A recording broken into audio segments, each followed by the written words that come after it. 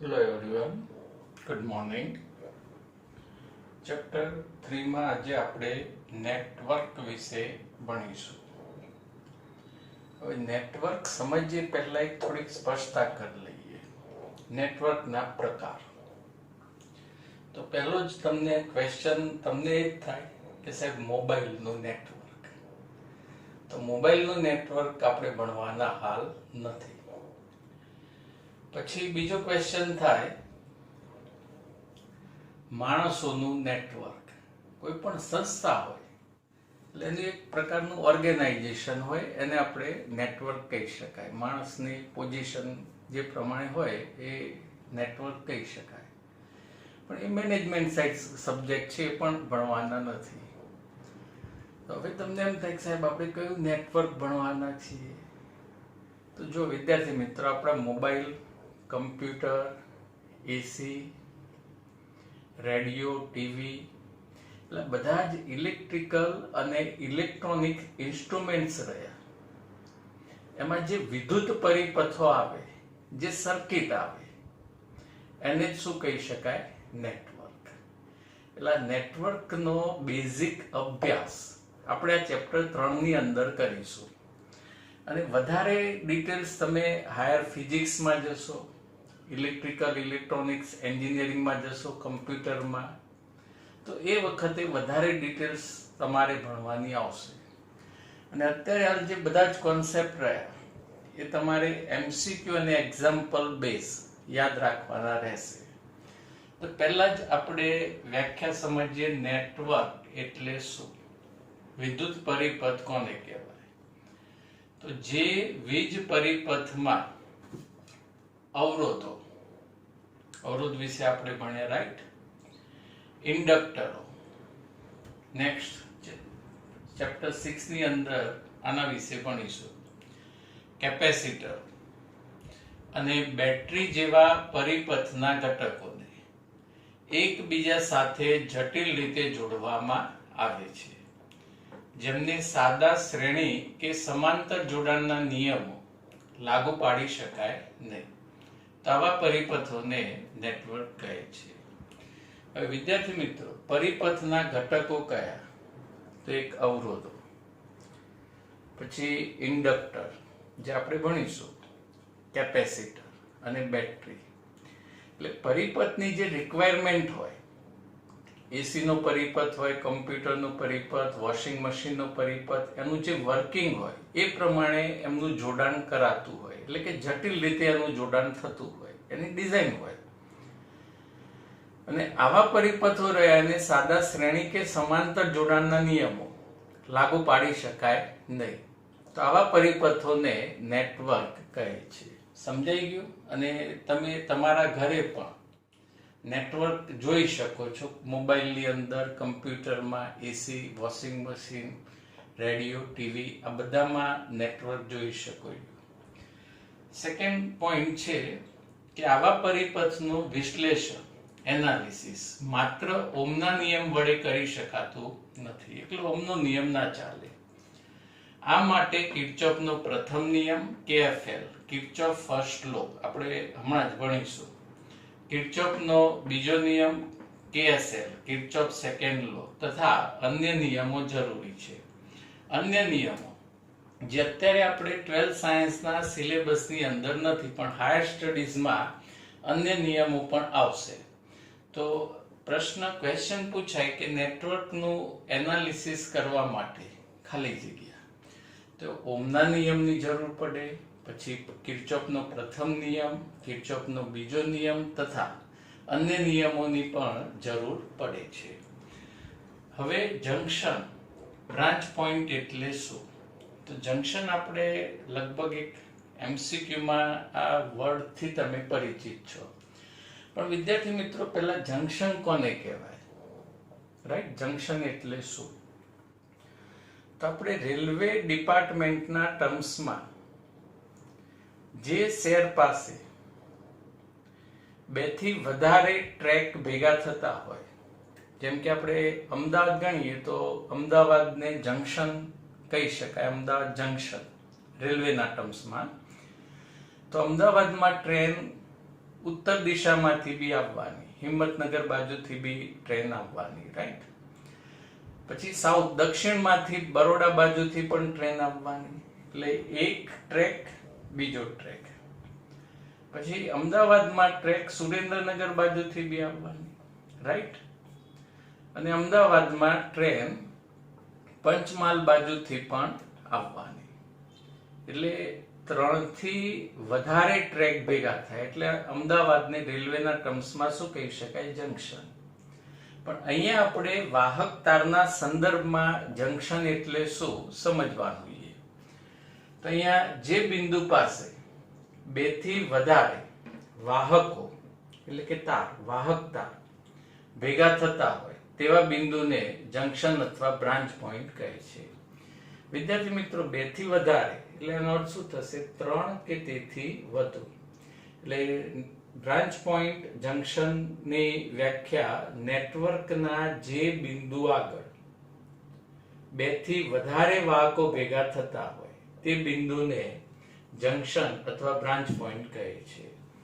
હવે જો વિદ્યાર્થી મિત્રો એક પરિપદ દર્શાવી, યાદ રાખવાની જરૂર નથી, પણ આમાં જંકશન એટલે કે બ્રાન્ચ પોઈન્ટ કયા થશે કે જ્યાં 2 થી વધારે વાહક ભેગા થતા હોય. તો જો પહેલા એ બિંદુ 1, 2 અને 3 વાહક તાર ભેગા થાય એટલે એને જંકશન બિંદુ કહી શકાય. અને બીજું બિંદુ આવશે બી, રાઈટ. ત્યાંય 3 વાહક ભેગા થાય એટલે એને પણ બ્રાન્ચ પોઈન્ટ જંકશન કહી શકાય. હવે સી બિંદુ 2 વાહક તાર ભેગા થાય, જંકશન બિંદુ ના કહેવાય. ડી જંકશન બિંદુ ના કહેવાય. એફ અને ઈ એને પણ જંકશન અથવા બ્રાન્ચ પોઈન્ટ કહી શકાય નહીં.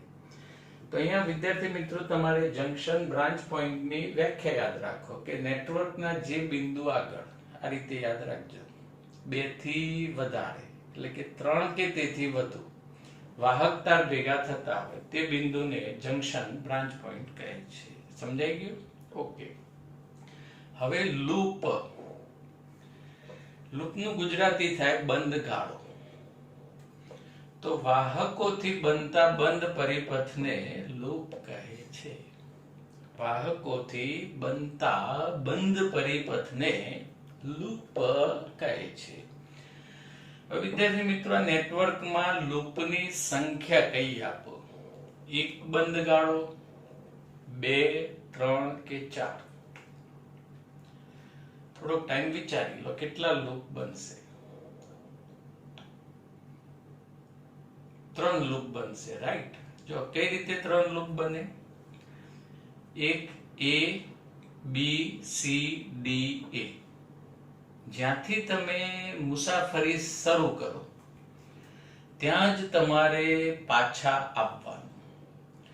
મુસાફરી ક્લોકવાઇઝ કે એન્ટી ક્લોકવાઇઝ કોઈ પણ દિશામાં તમે શરૂ કરી શકો છો. તો અહીંયા A, B, C, D, A એક બંધ ગાળો ગણી શકાય. પછી બીજો બંધ ગાળો A, F, E, B, A બીજો બંધ ગાળો. 2 થઈ ગયા એટલે ઉપર ને એક નીચે, રાઈટ. હવે ત્રીજો બંધ ગાળો કઈ રીતે ડિસાઈડ થશે? ફટાફટ બોલો, વિચારો. તો C, D, F, E, C, right. તમે અહીંથી બી શરૂ કરી શકો છો, D, F, E, C, D. તો આને લૂપ કહી શકાય. વાહકોથી બનતા બંધ પરિપથને લૂપ કહે છે. તો વિદ્યાર્થી મિત્રો યાદ રાખો, નેટવર્ક શું છે, જંકશન બ્રાન્ચ પોઈન્ટ શું છે અને લૂપ કોને કહેવાય. હવે આપણે સમજવા જઈ રહ્યા છે કિર્ચોફનો પ્રથમ નિયમ, કિર્ચોફ્સ ફર્સ્ટ લો, KFL. MCQ અને એક્ઝામ્પલમાંની એપ્લિકેશન આવશે. તો આને જંકશનનો નિયમ પણ કહી શકાય. હવે નિયમ શેના પર આધારિત છે પહેલા આપણે સમજી લઈએ કે કિર્ચોફનો પ્રથમ નિયમ વિદ્યુત ભારના સંરક્ષણના નિયમ પરથી મેળવી શકાય છે. વિદ્યાર્થી મિત્રો, વિદ્યુત ભારના સંરક્ષણનો નિયમ અલગ કરેલા તંત્રનું કુલ વિદ્યુતભારનો જથ્થો અચળ રહે છે. પણ અહીંયા વાહક તારના સંદર્ભમાં વિદ્યુતભારના સંરક્ષણનો નિયમ થાય કે વાહક તારમાં ક્યાંય વિદ્યુતભાર ઉત્પન્ન થતો નથી, નાશ પામતો નથી કે ક્યાંય અટકતો નથી. કોઈ આડછેદ પાસેથી જેટલો વિદ્યુતભારનો જથ્થો પસાર થાય તેટલો જ વિદ્યુતભારનો જથ્થો બીજા આડછેદ પાસેથી પણ પસાર જ થાય છે. આને કહેવાશે વિદ્યુતભારના સંરક્ષણનો નિયમ. હવે આ નિયમ સમજવા માટે આકૃતિમાં કોઈ નેટવર્કનો જંક્શનોને સમાવતો ભાગ દર્શાવેલો છે. વિદ્યાર્થી મિત્રો, તમારા બધા જ વિદ્યાર્થીઓના ઘરમાં વાયરિંગ હશે જ, રાઈટ? જે વિદ્યાર્થીના ઘરમાં વાયરિંગ ના હોય એ પ્લીઝ કોલ મી. બધાના ઘરમાં વાયરિંગ હોય જ, દેખાતું ના હોય. હવે એ જે વાયરિંગ રહ્યું એમાં તમે એવું એક બિંદુ પોઈન્ટ શોધી કાઢો કે જ્યાં 5 વાહક તાર ભેગા થતા હોય. જો આવું વિચારી શકાય કે મીટરમાંથી જે વાયર આપણા ઘરે આવે એમાંથી એક વાયર ફેનમાં જતો હોય, પંખામાં, એક ટીવીમાં, એક ટ્યુબલાઇટમાં, પછી એક પ્લગની અંદર વાયર જતો હોય, પછી બીજા કોઈ ઇન્સ્ટ્રુમેન્ટ એપ્લાયન્સીસ હોય તો વાયર ત્યાં જતો હોય. તો આ રીતે ઘરનું વાયરિંગ આપણે દિવાલની અંદર હોય છે જે જોઈ શકતા નથી. તો એવું જે વાયરિંગ નેટવર્ક રહ્યું એમાં આપણે એવું જંક્શન બિંદુ શોધી કાઢીએ કે જ્યાં 5 વાહક તાર ભેગા થતા હોય, રાઈટ? તો અહીંયા આકૃતિમાં કોઈ નેટવર્કના જંક્શનોને સમાવતો ભાગ દર્શાવેલો છે. એટલે અહીંયા જંક્શન બિંદુઓ 1, 2, 3, 4 અને 5 તાર દર્શાવીએ. 6 તાર દર્શાવી શકાય, 7 તાર દર્શાવી શકાય, ટૂંકમાં 2 થી વધારે તાર અહીંયા દર્શાવી શકાય. નિયમ સાબિત થશે જ. પછી આપણે સરળતા માટે અહીંયા જે વાહક તાર 1 રહ્યો અને આ વાહક તાર 3 રહ્યો, એમાં પ્રવાહ I1, I3 આ રીતે જંક્શન તરફ આવતો દર્શાવીએ. જતો પ્રવાહ પણ દર્શાવાય. વિદ્યાર્થી મિત્રો, પરિપથના વિશ્લેષણમાં પ્રવાહની દિશા તમે કોઈ પણ લઈ શકો, એક્ઝામ્પલ અને MCQમાં પણ તમારો જવાબ 100% આવશે જ. અને આ જ કિર્ચોફના પ્રથમ અને બીજા નિયમની મજા છે. તો અહીંયા હાલ આપણે પ્રવાહ I1, અહીં પ્રવાહ I3 જંક્શન તરફ લઈએ. પછી આજે વાહક તાર રહ્યા 2, 4 અને 5, એમાં વિદ્યુત પ્રવાહ આ રીતે જંક્શન થી દૂર તરફ જતો આપણે વિચારીએ. એવું વિચારીએ કે આ પ્રવાહ AEC માંથી આવે છે, GEB માંથી આવે છે, અને પછી પ્રવાહ જુદા જુદા એપ્લાયન્સીસ ની અંદર જઈ ગયો છે જંક્શન પાસેથી. હવે આપણે આગળ થિયરિકલ નોંધ જોઈએ. પહેલા સંજ્ઞા પ્રણાલી એટલે કે નિયમ વિશે થોડુંક સમજી લે. આ સંજ્ઞા પ્રણાલી તમારે યાદ રાખવાની કે બહુ ખાસ નથી. જંક્શન તરફ જતા પ્રવાહો ધન ગણવા. વાહ ભાઈ વાહ. જંક્શન તરફ આવતા પ્રવાહ રહ્યા, AEC GEB માંથી આવતા પ્રવાહ રહ્યા એ ધન ગણવા, અને દૂર જતા પ્રવાહ ઋણ ગણવા. હવે આવું ફિક્સ નિયમ નથી, આવું સ્ટેમ્પ પેપર પર લખી આપ્યું નથી. આના કરતા વિરુદ્ધ સંજ્ઞા પણ ચાલે. એટલે કે જંક્શન તરફ આવતા પ્રવાહ ઋણ ગણો તો જતા પ્રવાહ ધન ગણવા, રાઈટ? એટલે કોઈ બી એક તરફની દિશાના પ્રવાહ ધન ગણો તો બીજી વિરુદ્ધ દિશાના પ્રવાહ ઋણ ગણવાના. એટલે આ થઈ ગઈ સંજ્ઞા પ્રણાલી. હવે આપણે અહીંયા ટોટલ હિસાબ લગાવીએ કે જંક્શન તરફ આવતા વિદ્યુત પ્રવાહ અથવા વિદ્યુતભાર ઇઝ ઇક્વલ ટુ જંક્શન થી દૂર જતો વિદ્યુતભાર અથવા વિદ્યુત પ્રવાહ. આને શું કહી શકાય? વિદ્યુતભારના સંરક્ષણનો નિયમ. આ પ્રવાહ આવશે એટલે પ્રવાહ સાથે સાથે પ્રવાહ કોના લીધે નિર્માણ થાય? વિદ્યુતભારોની ગતિના લીધે. એટલે જંક્શન તરફ આવતો વિદ્યુતભાર ઇઝ ઇક્વલ ટુ જંક્શન થી દૂર જતો વિદ્યુતભાર. એ વિદ્યુત પ્રવાહ બી લખી શકાય. વિદ્યુતભારના સંરક્ષણનો નિયમ. પછી જંકશન તરફ આવતો વિદ્યુત ભાર એટલે I1 એટલે Q1 ગણાય, રાઈટ? અહીંયા ગણાય Q3, એટલે Q1 પ્લસ Q3. પણ તમે કહેશો કે સાહેબ અહીં તો I1 I3 લખ્યું છે. તો વિદ્યાર્થી મિત્રો, પ્રવાહીનું પહેલા લેક્ચરનું સૂત્ર યાદ છે, I is equal to Q by T. તો અહીંયા Q1 by T, Q3 by T. T ઘરના મૂક્યા ભાઈ એટલે I1 I3 થઈ જાય. T કેમ ઘરના મૂક્યા એ બી હમણાં સમજાઈ જશે. અહીંયા શું આવશે? Q2, અહીંયા Q4 અને અહીંયા Q5 જતો વિદ્યુત ભાર. હવે અહીંયા બી છેદમાં T મૂકી દો, બે બાજુ T વડે ભાગી દો એટલે ફર્સ્ટ ક્લાસ પ્રવાહ I2 I4 I5 થઈ જાય, રાઈટ? સમજાઈ ગયું? હવે બધા જ પ્રવાહ એક બાજુ લઈ લઈએ તો I1 plus I3 plus minus I2 plus minus I4 plus minus I5 is equal to 0. અને જો આ થઈ આપણી સંજ્ઞા પ્રણાલી. જંકશન તરફ આવતા પ્રવાહ ધન ગણ્યા, તો જંકશન થી દૂર જતા પ્રવાહ ઋણ ગણ્યા, રાઈટ? અને અહીં ટોટલ સરવાળો થયો 0, ટોટલ સરવાળો 0. અને હવે પ્રથમ નિયમનું સ્ટેટમેન્ટ લખી કાઢીએ કે જંકશન પાસે ભેગા થતા વિદ્યુત પ્રવાહોનો બેઝિક સરવાળો 0 હોય છે. જંકશન પાસે ભેગા થતા વિદ્યુત પ્રવાહોનો બેઝિક સરવાળો 0 હોય છે. તો વિદ્યાર્થી મિત્રો, થયો કિર્ચોફનો પ્રથમ નિયમ. બેઝિક માહિતી યાદ રાખીએ કે કિર્ચોફનો પ્રથમ નિયમને ખાલી જગ્યાનો નિયમ પણ કહે છે, જંકશનનો નિયમ.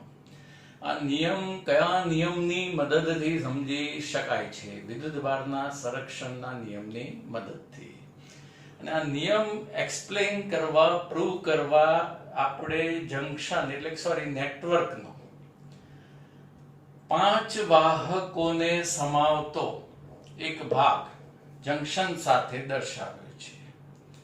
પછી 1 અને 3 માં આવતો પ્રવાહ, બાકીનામાં જતો પ્રવાહ, અને નિયમ લખી કાઢો કે આવતા પ્રવાહ ધન ગણવા, જતા પ્રવાહો ઋણ ગણવા.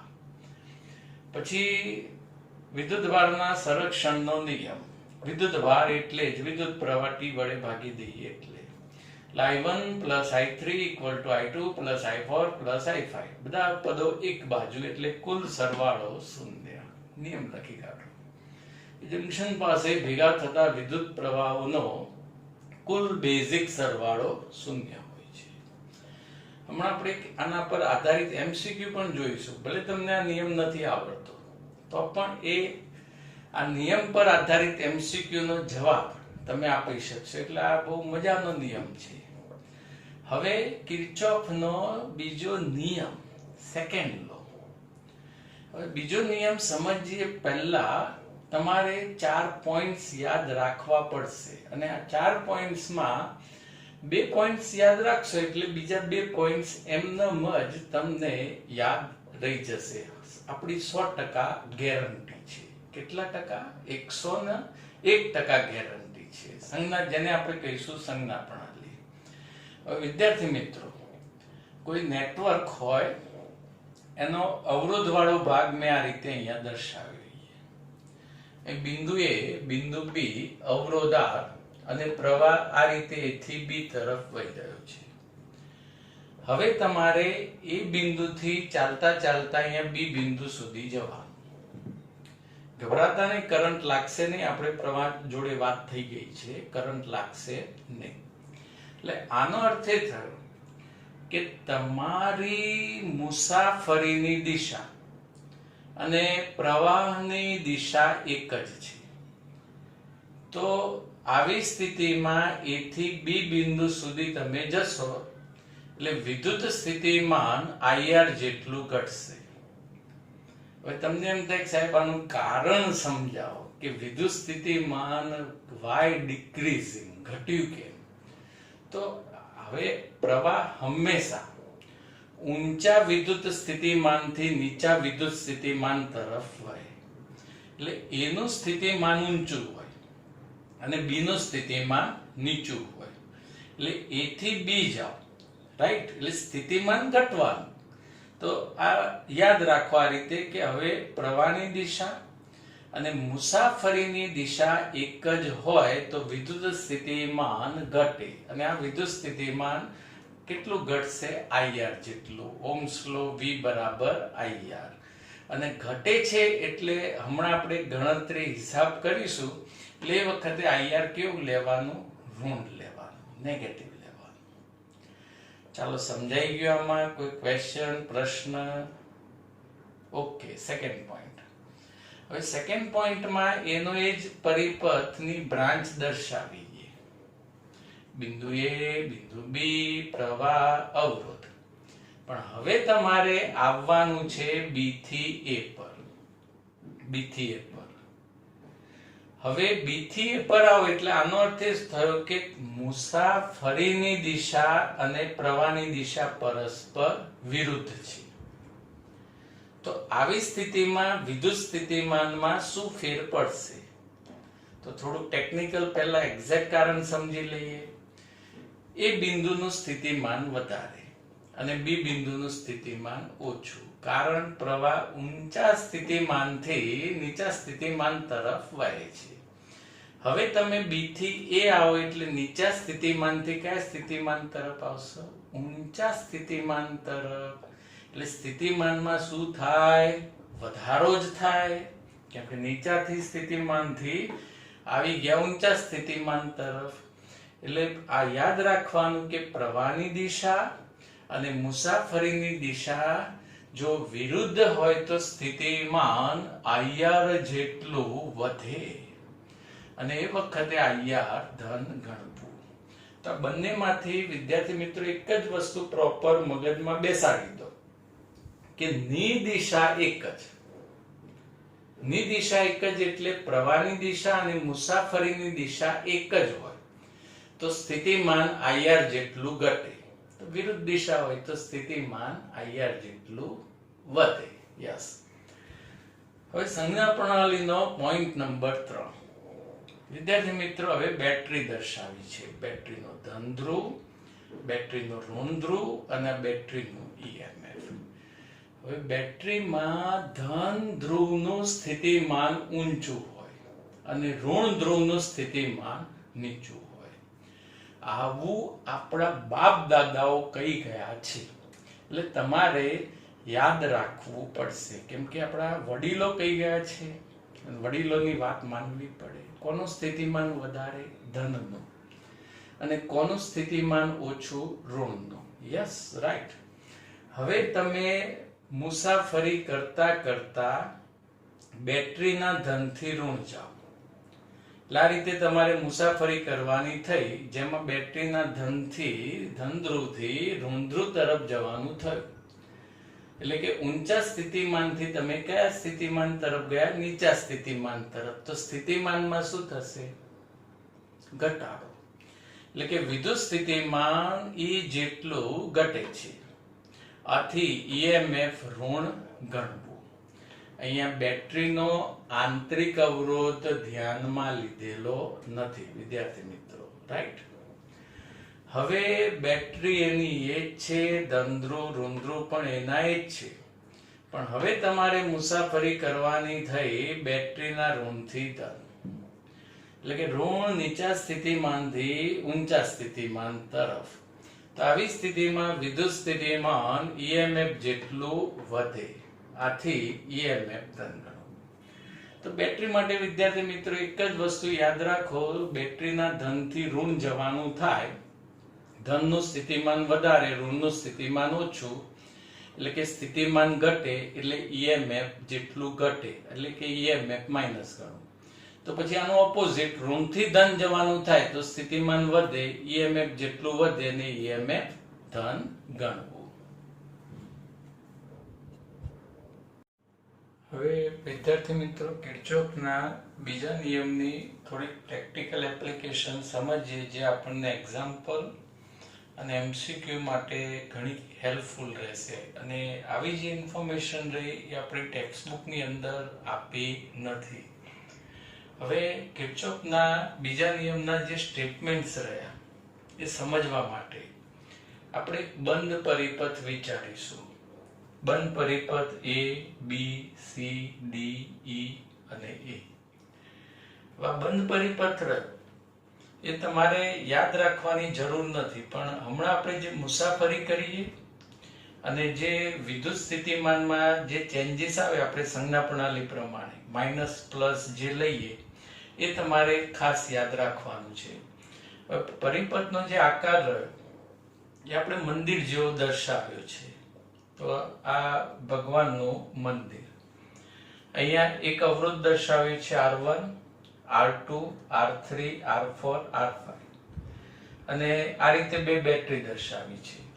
તમે બે બેટરી પછી 3 બેટરી પણ દર્શાવી શકો, નો પ્રોબ્લેમ. 5 બેટરી પણ અહીં પરિપથમાં રાખી શકાય.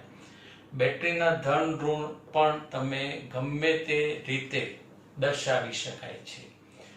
હવે આ જે R1 અવરોધ રહ્યો એમાં પ્રવાહ I1 અને અહીંયા R2 માં પ્રવાહ I2.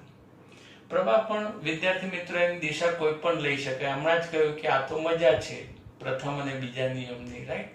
એટલે હાલ પ્રવાહ બંને બ્રાન્ચીસમાં પ્રવાહ મંદિરની ટોચ તરફ જતો દર્શાવે છે. પછી એક્ઝેક્ટ સામે જે બ્રાન્ચ રહી એમાં પ્રવાહ I1 ની વિરુદ્ધ દિશામાં દર્શાવે છે. યાદ રાખવાની જરૂર નથી, ચિંતા ના કરો, કોઈ પણ રીતે પ્રવાહની દિશા દર્શાવાય.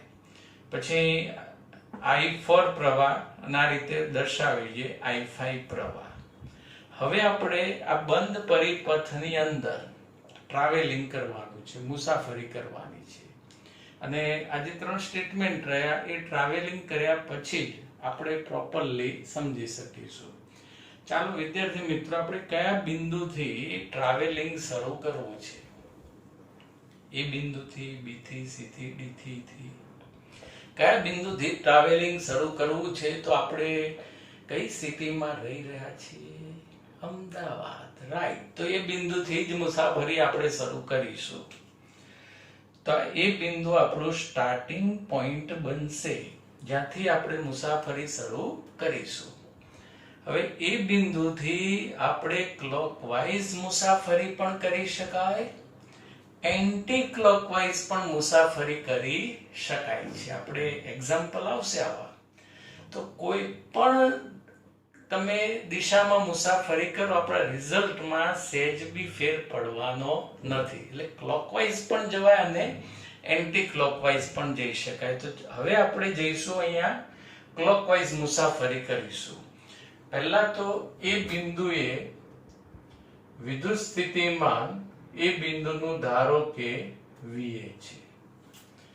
એટલે જે બિંદુથી મુસાફરી શરૂ કરી એનું સ્થિતિમાન આપણે લખવું પડે, આ યાદ રાખજો. એટલે એ બિંદુનું વિદ્યુત સ્થિતિમાન VA. હવે આપણો આ બાબલો મુસાફરી બાબલાએ શરૂ કરી. એથી એ જશે બી બિંદુએ. એટલે પહેલા અવરોધ R1 આવશે. હવે અવરોધ R1 માં પ્રવાહની દિશા અને મુસાફરીની દિશા એક જ. સંજ્ઞા પ્રણાલી યાદ કરો. ની દિશા એક જ હોય તો સ્થિતિમાન ઘટે, એટલે નિશાની કઈ આવશે? માઇનસ. અને સ્થિતિમાન કેટલું ઘટે? IR જેટલું ઘટે. એટલે અહીંયા આવશે I1 R1. સમજાયું બાળકો? આ ના સમજાયું હોય તો એકવાર સંજ્ઞા પ્રણાલી આગળ ફરી રિપીટ કરી લેજો, નોટમાં લખી દેજો અને પછી આ સમજજો. ની દિશા એક જ.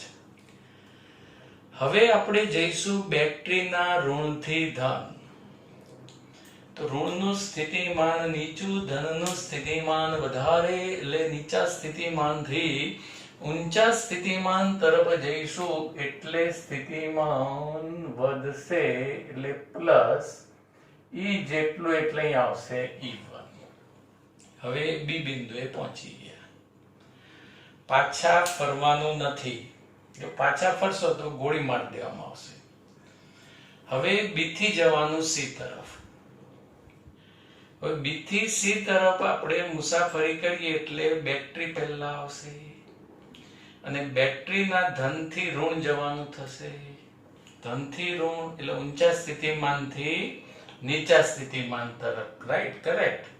એટલે અહીંયા સ્થિતિમાનમાં શું થશે? ઘટાડો, સંજ્ઞા પ્રણાલી પ્રમાણે. એટલે અહીંયા પ્લસ માઇનસ EMF2 લખી શકાય. -E2 લખશો તો પણ નો પ્રોબ્લેમ.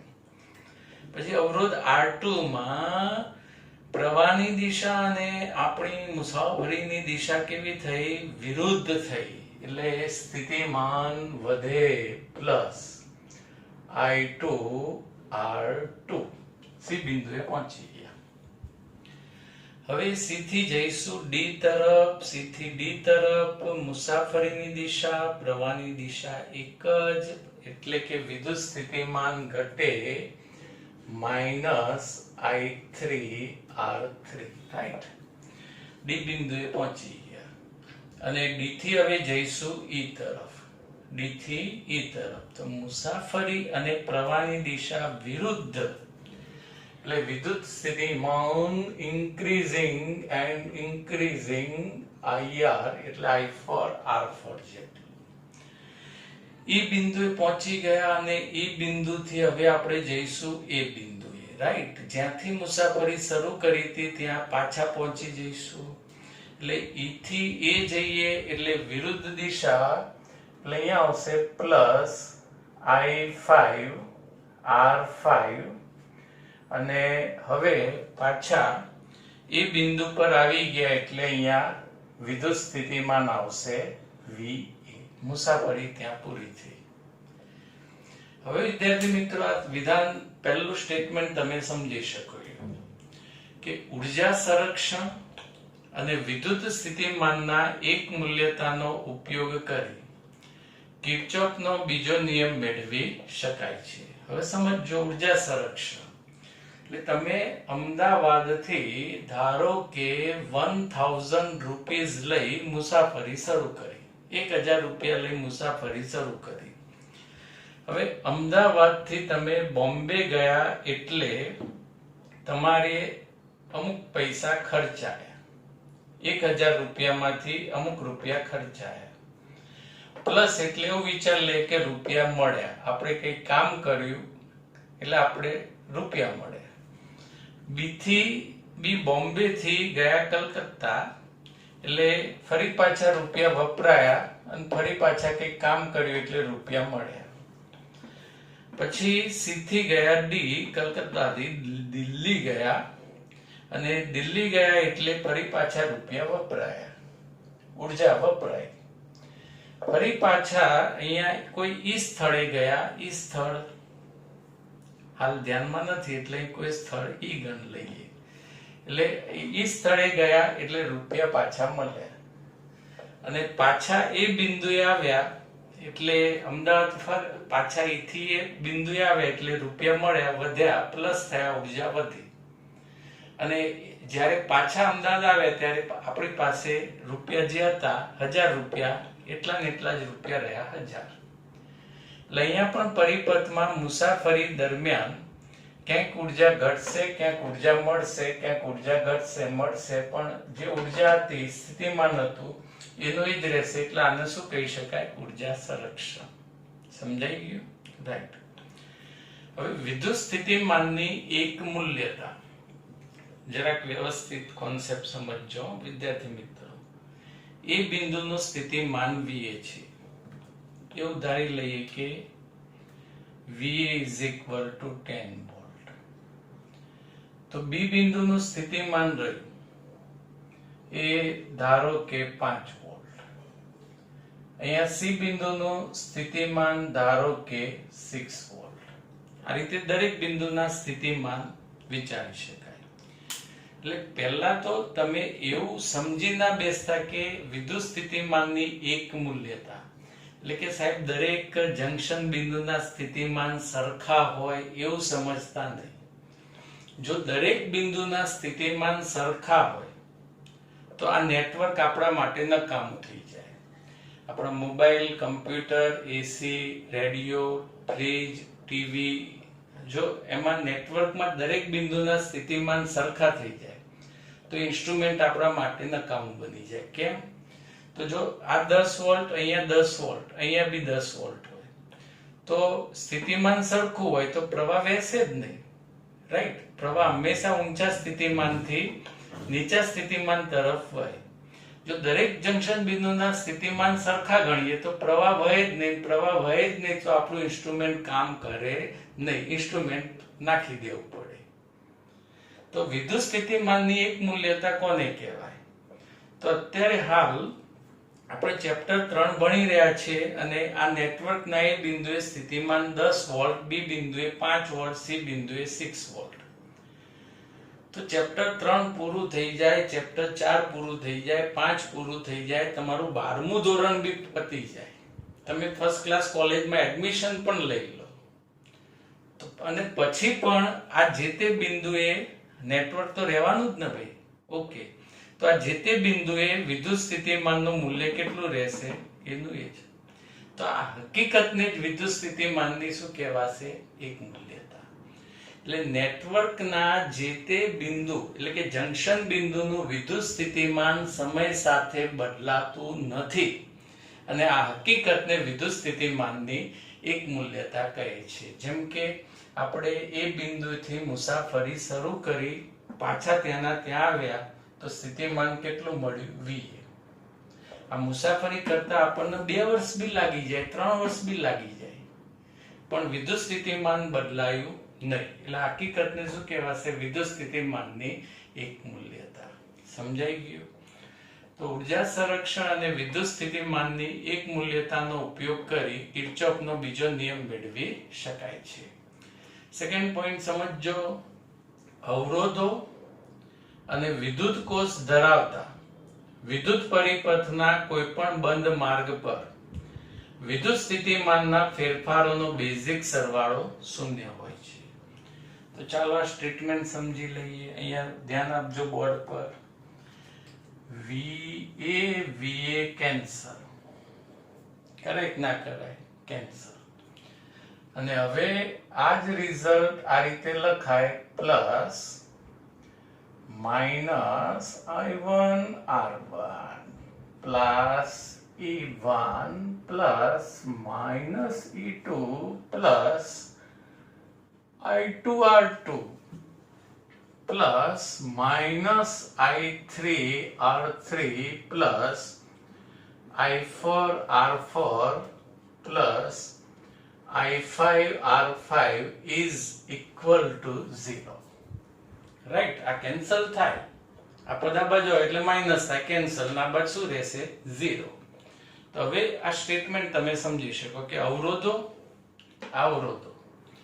અને વિદ્યુત કોષ ધરાવતા વિદ્યુત પરિપથ ના કોઈ પણ બંધ માર્ગ પર વિદ્યુત સ્થિતિમાનના ફેરફારોનો બેઝિક સરવાળો 0 હોય છે. રાઈટ? જો બંધ પરિપથમાં કોઈ એક બિંદુએથી શરૂ કરી પાછા તે જ બિંદુએ આવે તો વિદ્યુત સ્થિતિમાનનો કુલ ફેરફાર 0 મળે છે. આની આ જ વસ્તુ થઈ. આ VA તમે સાચવી આ બદલી લો તો આ ઇક્વલ ટુ શું લખાશે? 0. એટલે કે બંધ પરિપથમાં કોઈ એક બિંદુએથી શરૂ કરી પાછા તે જ બિંદુએ આવીએ તો વિદ્યુત સ્થિતિમાનનો કુલ ફેરફાર 0 મળે છે. ને આ બધી જ એપ્લિકેશન આપણે નેક્સ્ટ લેક્ચરની અંદર એક્ઝામ્પલ અને MCQ ની અંદર આવશે એટલે આ વ્યવસ્થિત સમજી તમારે યાદ રાખવાનું. Okay, thank you. Have a nice day.